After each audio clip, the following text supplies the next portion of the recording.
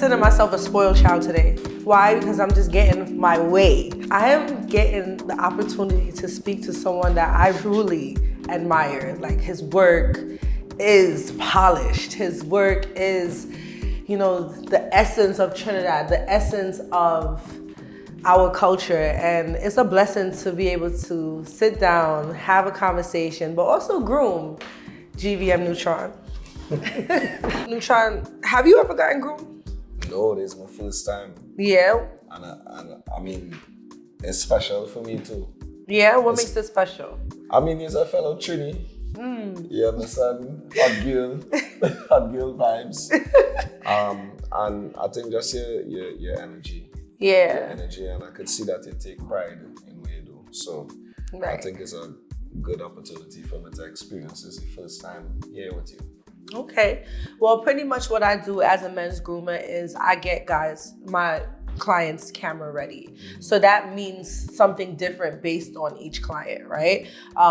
Every guy is different. Every human being is different, right? So I might have a client that, you know, just needs some anti-shine. I might have a client that might need some under-eye coverage. It all depends. But for me, grooming and getting my clients camera ready is like something special to me because it allows you guys to be seen in a way where that people could say, well, you know what, he takes really good care of himself, even from the inside out, you know?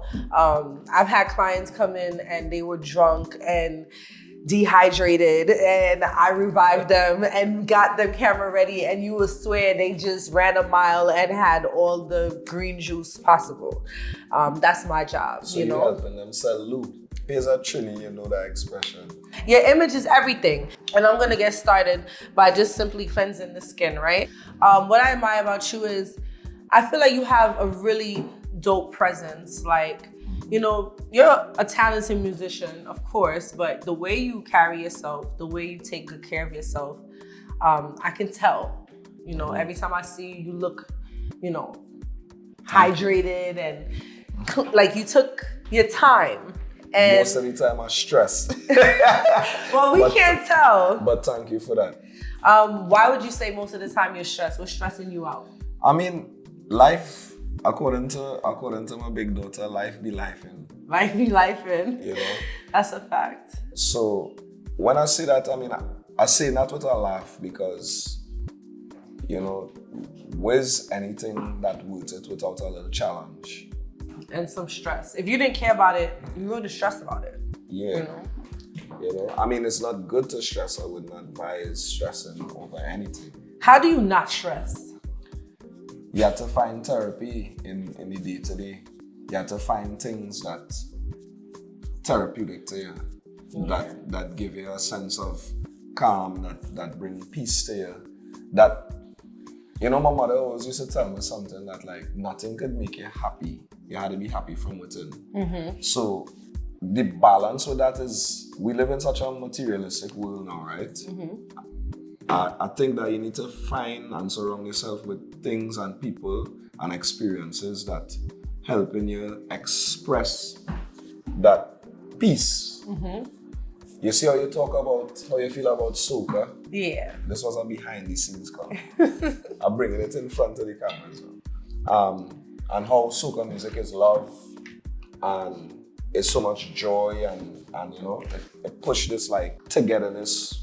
Is more so that feeling that exists in you already. Right. And soca is a means by which you could express that and share that with other people. So find things like that. Right.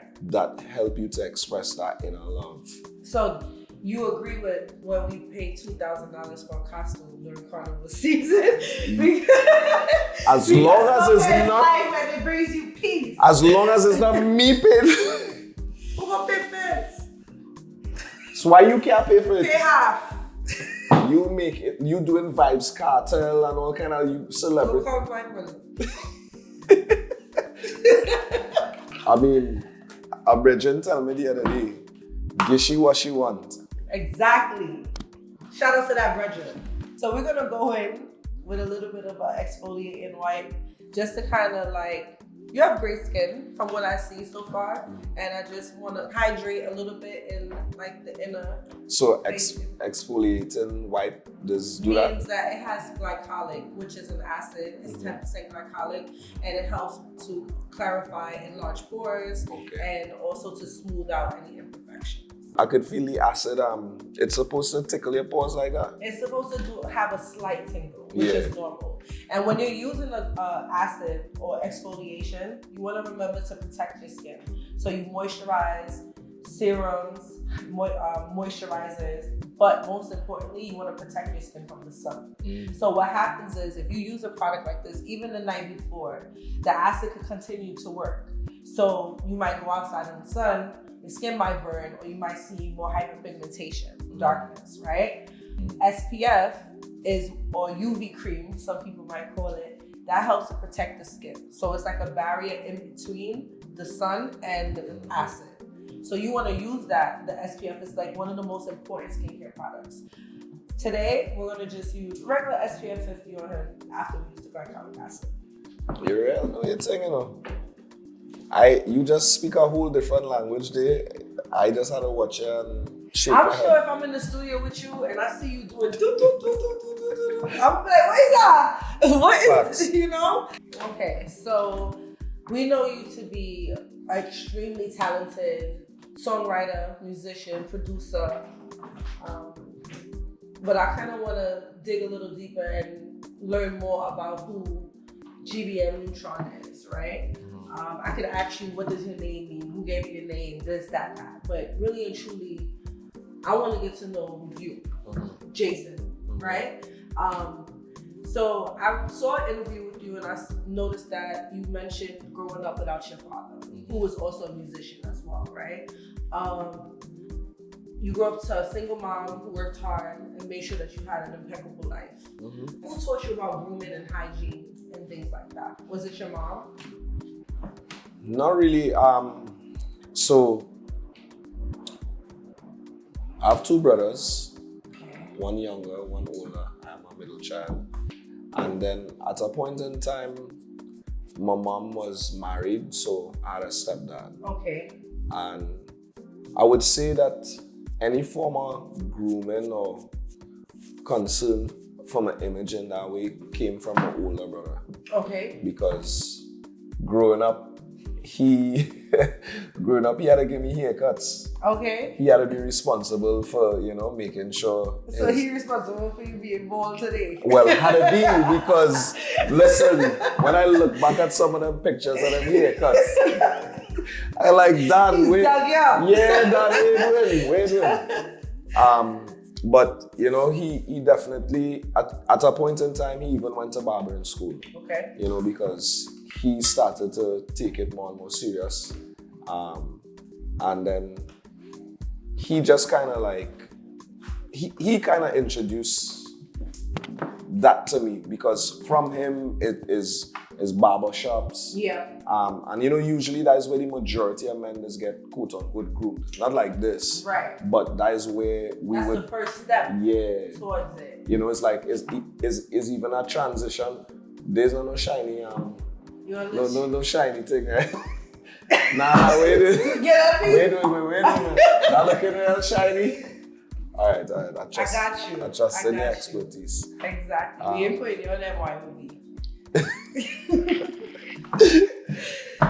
Is a milestone for a young man as a little boy to go and get your first haircut. Yep, it is. So it would have kind of start from there, the whole concept of grooming. I would see other men, my uncles and them taking a shave. Right. That kind of thing. Like my stepdad, I would see him going to the barber shop or him taking a shave. And, I started to kind of like pay attention. I was not a big groomer, but, But you take care of yourself, keep yourself polished. And that's just, I feel like subconsciously you probably didn't realize what you were doing. Yeah. And so as an artist, like, were you always into dressing and like? It's crazy because like I went to school in New York. What school did you go to? For high school, I went to High School of Art and Design. Okay, that's on 57th and 2nd Ave. So you was getting up in the morning to go to the city? 6 o'clock every morning.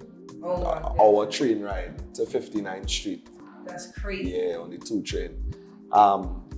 Getting on the train from Newkirk. Mm-hmm. So that's a 2 train, yeah. In that school, you have a lot of creatives. You have people who doing art, commercial art, fine arts, and of course you have the fashionistas of that time. They're doing fashion design and things. So it had a small collective of Caribbean people, and we all thought that we was the best dressers in the whole of Manhattan. You know Ralph might know the vibe where everybody wearing a Prada sneaker, you know, or a Coogee, or yeah. That was in my school as well. Yeah, it was in every school. Is New York, you know. Exactly. You think you're why do 17-year-olds have Pradas? Right. Why does 17-year-old have like Coogee jackets and Montclair jackets? Like we had razor flip phones. You know what I always wanted was a Manson jacket. My sister had a Sherman. She had a Sherman that my mother bought her that for her 16th birthday. Yeah. That's like an $800 coat. Yeah. For a 16-year-old. Yeah. But it's like you want to walk the runway in a sense when you're walking that hallway in school. It's like everybody watching that jacket, or they're watching that new Jordans, or they're watching that Prada sneaker or whatever, and you're feeling good about yourself. So I think the influence come from seeing that. When I first started high school, I was in like some Conway sweaters. Yo, my mother loved Conway. Listen, what career? Next Conway, that Conway back, like them big pink bags. It was like Pepto-Bismol pink. What bags. Caribbean and parents? They would come with like 6 of them. In that time. 3 on this hand, 3 on this hand. Corduroy pants. Conway. 2 wash, and it was just like evaporating in front of your eyes. One time I went to school, early in the school year, right? I went to school in a sandals, a Timberland sandals. Wait, Timberland? Right? A Timberland sandals. Yeah, a Timberland sandals. One of them mountain sandals on them, right? And a cargo pants with a Conway sweater with a turtleneck underneath. Who just do that thing? Bro. People in school was watching me like, lit you a fire. He Flames. just reached here from Trinidad. He now reached and he just But went. they have kids in Trinidad not dressing like that. At that time, it's like, I don't know, I ain't foreign. Right. I ain't American. So everything look good. Yeah, my cargo pants say Fat Farm. Yeah, it's Timberland. I tell myself I have on Timberland and Fat Farm, not realizing everybody watching me like, dude. What? You look like some weird mix of Bill Cosby, and you just come off the island, we understand. And Trinidadian parents is wicked. They're like, you're looking good. First day of school. You're looking good. I have a Christmas picture in a corduroy pants. A brown corduroy pants. And a purple sweater, you know. Barney. and I pose in the picture, you know I feeling myself. Were you doing music at that time? I didn't start as yet. Okay. I started music around maybe 15 or 16. Lunch table in high school. Not even, don't do with that. We had computers, don't do with that. No, but we have computers, but in my school in Prospect Heights, they found like joy in hitting the. Yeah. That was something that was a part of like the Black American culture. Yes, that version of the cipher did exist. Yeah. But these dudes were like that at the time. We had CDs still. LimeWire. And we had What's LimeWire, like streams? Like, that's the first. Like downloading. That was downloads, downloading right? stuff, getting viruses on our computer. We had this thing called mini disc. It's like a little square thing like this. Like a USB? Nah. Like a big version to a USB? It's like a little minute. I'm making myself sound old. I'm not even into that, right? So anyway. No, but they were like producing beats. These guys were around the table. They were on weekends after school during the week. They were making beats. They were using software and making music. That's hip hop and R&B. And they were coming to the lunch table and everybody was like swapping headphones and listening to the beats. And some guys were advanced enough where they were recording the demos already. So it's like when I sit down there in the midst of them, like, yeah, I love the hip hop, I love the R&B, but I'm the only Caribbean kid. Yeah. Like, in that little cipher. And I'm like, yo, well, I home listening Marsha Montana on Bungie Garland. Same. You understand? I listen David Rudder, yeah. Sparrow, like yes. my mother and them playing Gypsy and Baron and all these classic. Yep. And Sparrow and all of them. And now I'm watching kids my age doing demos and billing beats. I'm like, how are they doing that? Right. What are they using to do that? Because my first set of experiences with music is like my mother had buy a $60 Casio. Yeah. And I had the big back computer. Remember the gateway used to come in the cow box. Yep. And that, yep. Right? It had the big battery in the back. The big back kind of computer. And I was like doing a makeshift recording thing, horrible quality. But these guys had demos, actual demos. Yeah. So I started to inquire and they told me about that app called Fruity Loops. Right. Right? And that's where I started to like mess around with, and that's where my musical journey really started. Because I started producing first. Remember, I have an older brother. Yeah. He loved himself to death. Yeah. So he's the star. He's the singer. He's the model. He's the comedian. Without even realizing that he's inspiring you to be that. Yeah. Right. So you came to New York at 10 years old, started music at 16. When did you really tap into the soca market?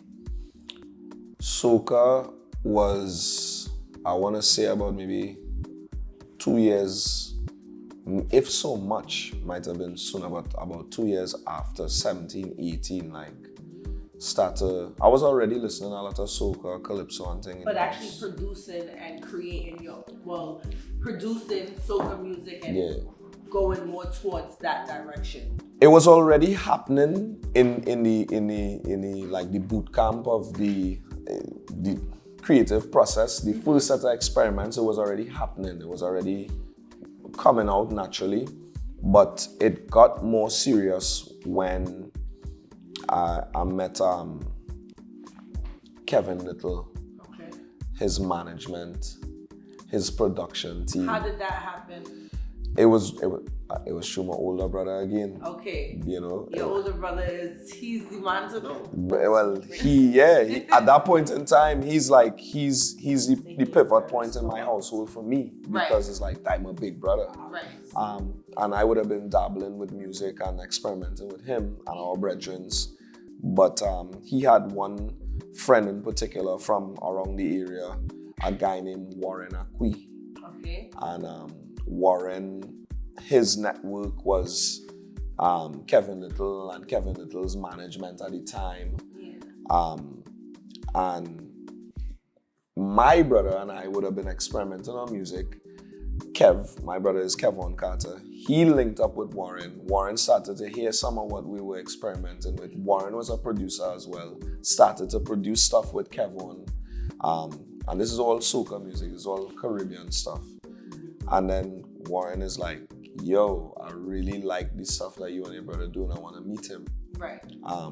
Because, producer link up kind of vibe. And all of this was happening here in New York. Yeah, right here in New York. So at what point in your career did you take off in Trinidad? Because to give a little background history, it's a little different for you because you was actually born in Trinidad. Mm-hmm. But it has this thing where when you leave from such a young age and you come out here, after a couple of years, you're considered a Yankee. Absolutely. Right? Most people are trying to leave Trinidad to come to America to better their life. but a soca artist and producer is trying to leave America to try to prove themselves in Trinidad. For sure. And to be honest with you, it's probably one of the hardest things you can do. Right, I've seen a lot of great talent take years. Like we're here supporting and we love the music and the music sounds good and it's not like we vibes it and we could play it over and over and over again. And in Trinidad, they're just like, yo, what is that? They're not with it. So my question to you was, do you think that the Trinidadian music industry truly welcomes artists like yourself, who might be first generation American like me, or grew up in America for a substantial amount of time, but still have the rhythm and the vibration and the elements? I'm gonna be very raw and honest. They're not welcoming about it, right? But it serves to make that person who really wants it a better artist too, right? Because it's a proven ground.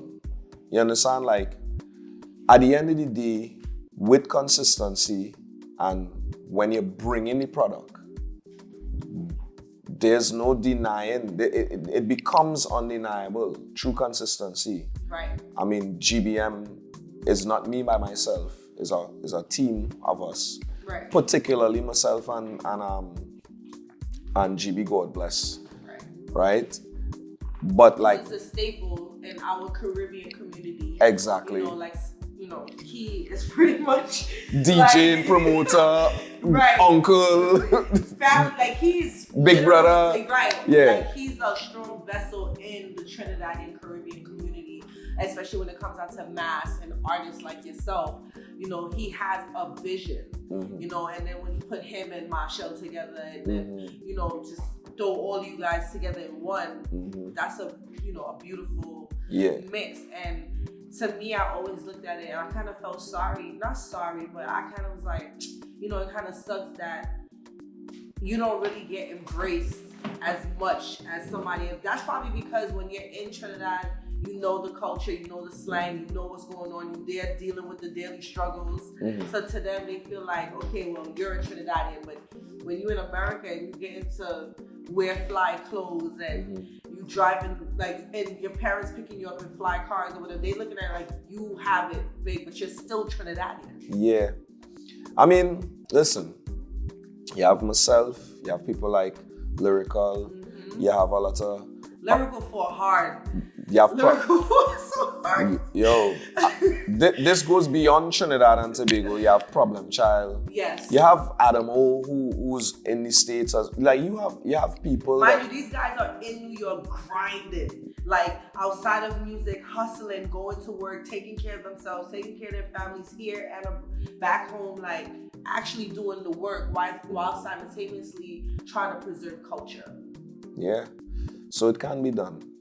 Just, you gotta know what it is you're getting into, for sure. You have kids, right? How many kids do you have? 3. 3, beautiful. And I'm sure being an artist, there's been tough times where you probably weren't always able to be around your kids. You're constantly on the go, and as a mom, being a makeup artist and going on tour, like I've been on tour with multiple different artists, Little Uzi. I've done work like outside of like entertainment, where not outside of music, where I, had to tour. I had to be away from my child for weeks, and that people will consider as mommy guilt. Have you ever felt daddy guilt? In that sense of like how much music and y'all careers take you away from your family and your children? I had to say yes and no. It's not something that I really think about before, to be honest. But when you asking me that question, what comes to mind is like, as a man, it's a little bit different in the sense of you are under the expectation to be a provider. You know what I mean? And if you're a man like me, I'm a very creative thinker. Like, I have dreams and I have goals. I had my first kid very young. What age? 19. Okay. So it's like, there's a lot of things happening there, right? But most importantly, you yourself, me, the man, want to survive, and I want my kid to survive. I want to be able to provide and be there for my kid. And I want to be there for the first step. And I want to be there for the first word and the first smile and all these things. And luckily for me, I was able to do that with all of my kids. I was able to be very present there with them. But at the same time, there have been moments where it's like, I have to be somewhere else. Right. Because being in that other place is what is actualizing the opportunity for me to become a provider. Exactly. I'm getting the bag there. Right. Not at home playing with blocks. And, you know, the goal has always been to be able to do what it is I have to do to make sure that my kids provided for, but do it in a way where there's a space for me to, like, sometimes my kids come to my shows with me. Right. You understand? So you find compromise and ways to include them in. Yeah, absolutely. That's dope. You know what I mean? Like, and they themselves, like, it worked out for me in the sense of I have brilliant kids. I'm not just saying that because they're mine. I'm positive you have brilliant children. Like You're brilliant, I'm sure. It's not even like that. Let me be real for a second. It's not even like that. It's more like sometimes I watch these humans and I'm like, wait, them come from me. Right. Because but you went to a really good school and you also were educated well in Trinidad, and I think that's dope. As a mom, I had mommy guilt a lot throughout my career. Mm-hmm. And there's days where, like, you know, I would see, like, you know, I didn't miss birthdays and graduations. Those were like, like being a creative and a freelancer and choosing this path, you get to say, well, no, there's certain things that it's just, I'm not missing that for anything. But one thing I always hated growing up was hearing, like, moms say, like, I had to sacrifice and I had to give up my dreams for you. And I'm like, but what kind of, that's real manipulative, and I feel horrible and like shit now that you know, and it's like, but then when you think about it, I didn't really ask to be here, right? Yeah. And none of us really asked to be here. So for me, I was like, yo, I'm not gonna take this route of, oh, I had to sacrifice my dreams for you. I wanted it to be where I had you and I continue to sacrifice towards my dream. Because that's the message I want to give Amoy. I want to give my daughter that message. And I think that it's admirable to watch you give your children that message to follow their dreams no matter what. Absolutely. And to make it happen, and also, you know, include your family and bring them along, you know. So let's get into some games. You know, us Geminis, we like to have fun. You're gonna tell me this or that, okay? Roti or pilau? Roti. Chicken or shrimp roti? Shrimp. Yep. Okra and rice cook up or barbecue? Okra and rice. Cook up. You like, do you put pigtail in yours? Or no pork on your fork? Yeah, no. I don't bong for the pigtail, Saltfish? Saltfish. In the okra and rice? Saltfish. I want saltfish and pigtail in my okra. Nothing sweeter than saltfish. Okay. Right. Chow, mango or pineapple? Mango. I love me a pineapple chow though. I mean, just do both, mango, pineapple. Yeah, but it's either or. Nah, it's both. But if it's either or, give me mango. Okay. Trini oil down or Grenadian oil down? Oh, good. All they're trying to put me in trouble here because I just come back from Grenada. And y'all was acting up. You had the whole social media was just waiting for the carnival to be over. Grenada oil down, hands down. I have to disagree. And I only say that because I love you, Trinidad and Tobago. Nah, give me like the passport. I love you, Trinidad and Tobago. But when it comes to oil down, let the Grenadians do what they do. No. We have all kind of thing in Trinidad already. We have doubles. We have pits. No, do you know what I love about Trini oil now? That richness in the coconut milk. And we have a full-blown Grenadian who's probably going to kill me after this segment. Right over there. But you know how we put that coconut, that raw coconut milk? When last you eat Trini oil now? Like, I can make that myself. When last you eat it is the question. Like 4 years ago. I just come from Grenada. I've had Grenadian oil Cool down. it.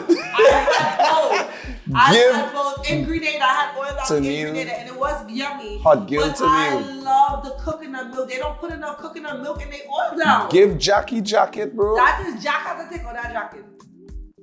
Grenadian. Sorry, Kenya. You are on the next on the list. Grenadian oil now. Next, rum or beers?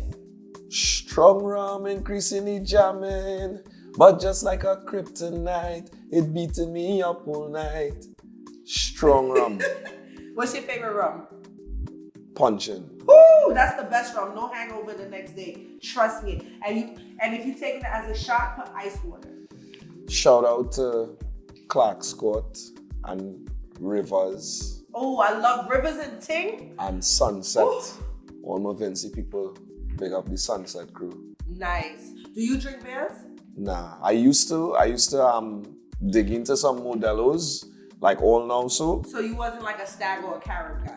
Yeah, I'll take a little stag from Stag time to is time. my favorite beer in the whole wide world. Like, I Yeah. haven't reached to the whole wide world, but where I've reached, Stag is the best beer. Yeah, I had my beer moments, but yeah. All right, beach lime or river lime? Beach. Okay, you like that sand and that thick, that stickiness. I like that bacon shark, that aloo pie with shrimp, Like that rough flour. space on the beach. You know what I'm saying? Like I don't like all that hot sand. sun. Yeah? Yeah. The salt. Give me that salt water bath. I love it. Not me personally. I'm more of a alpine, river, freshwater type of person. Yeah. I don't like the stickiness and then the sand. Like The sand going everywhere. Everywhere, sand fly. Yeah, I don't like yeah, all that. yeah. But I get it. Hiking, adventurous, or movies as like a date night? Or a Both. date? Both. No, you have to pick one or the other. No, but telling you authentically, genuinely, both. I've been hiking before on the. But like, which one do you prefer? boy, A hike or a good movie? I'd like both. But you know what? I've done movies more. So I will do movies. Okay. So would you consider yourself the adventurous type?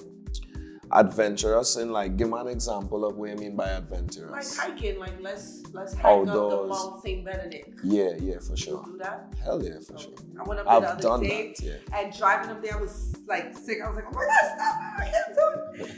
It was beautiful, and it was like breathtaking. Yeah. If you've never been, if you ever went to Trinidad or are going, visit Mount St. Benedict. It's stunning. Mm-hmm. All-inclusive fets or line bar, local bar? Give me the local bar. Me too. Yeah, give me the local The bar. cutters and Yeah, give me the local bar. tell me 3 musical icons to finish it off. 3 musical icons you look up to, dead or alive.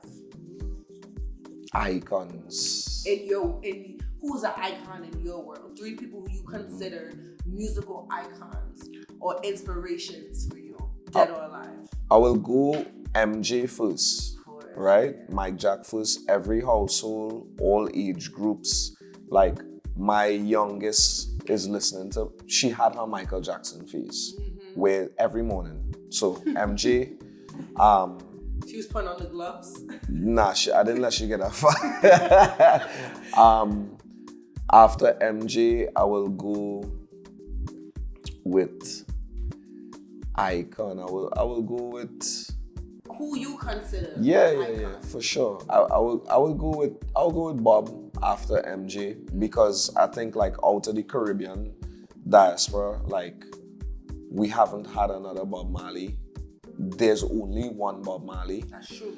He represents, yes, he's from Jamaica and he does reggae music, but for me, is representation. The distance his music has gotten. Yeah, everybody, everywhere, all cultures, and being a very Caribbean man. Yeah. You know what I mean? So, Bob and Rihanna is the next person for me because she's done a lot. Like, she's not the young girl, new school now, but her impact as a pop artist timeless. is timeless. She's influenced a lot young Caribbean women, a lot of young Black women, period. Entrepreneurs, lovers, yep. People who love beauty, people who love fashion, people who love music. She's, she's in her motherhood bag right now.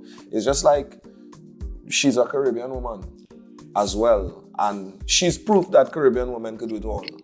Are there any Trinidadian icons or musicians that you feel like? Absolutely. Marshall has done a lot for our music. Marshall Montano, he has done a lot for our music.